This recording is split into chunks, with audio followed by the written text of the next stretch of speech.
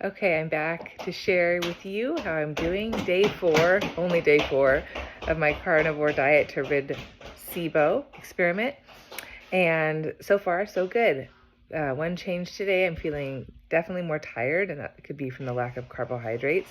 It's not like I had a ton of carbohydrates before this experiment, but I would still have a bowl of yogurt or some chocolate or some fruit or some leafy greens. So I definitely had carbohydrates or honey in my tea, so I'm missing all of that. But otherwise, I'm feeling pretty good. Definitely feeling like my digestion's changing. Okay, hi Pepper. There's definitely more movement in my digestion. I'm hearing my tummy rumble, so there's definitely change going on down there. My bowel habits have changed a bit too. Not diarrhea, but definitely a little more softer. And, but yeah, went for a long walk today too, so that could be why I'm feeling more tired as well. But today I had 3 poached eggs, a glass of coffee for breakfast. I had there was a froggy on the table when Mom was Pepper, you have to be quiet, please.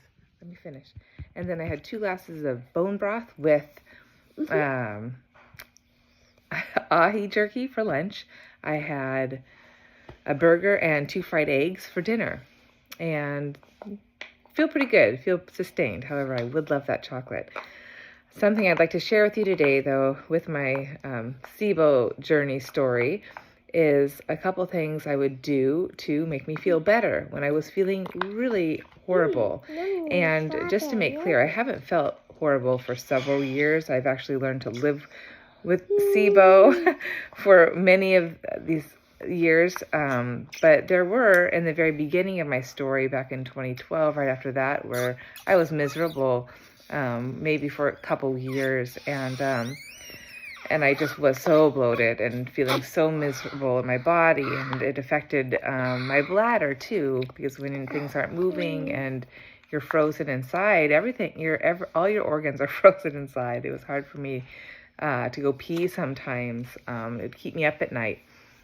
So here are just a couple remedies I would do, and take them with a grain of salt, of course. If you're struggling, it worked for me. So deep breathing and really focusing on balancing the inhale with the exhale really helped, and taking some time every day to do that. 2 epsom salt baths, just sit in it and get that nice heat, and the salts, that's always very healing. 3, movement, any kind of movement. It could be simple twists, side bending, going down in a downward facing dog, taking a nice walk in the neighborhood, in nature, whatever. That was always very healing.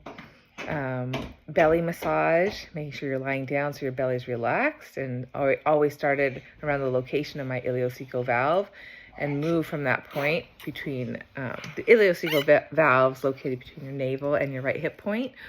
And I'd start there gently massaging in little circular motion, and then I move up to my right diaphragm, over to my left diaphragm, right along my rib cage, and then down toward my descending colon on my left side.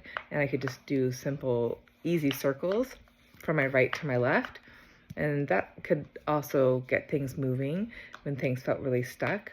And also going into a little inversion. It could be as simple as lifting your pelvis up on top of a yoga block or blanket, lying down in a bridge pose, but you're in a supported bridge, or legs up the wall. It's always nice just to invert the flow of gravity, to sort of get the blood flowing. So that was helpful. Last but not least, dry brushing. I still love to do dry brushing to this day. Again, it's just all about getting that inner flow, that inner movement. So anything to boost your blood flow and your circulation. So all of that is really good. Even if you don't feel like moving or doing any of that, do it. Another thing was just how integrated. I've talked about the emotional connection again, and how that really affects your physical body. And I knew when I was upset or angry or got in an argument, that would all affect my inner body. It was so interesting to me. And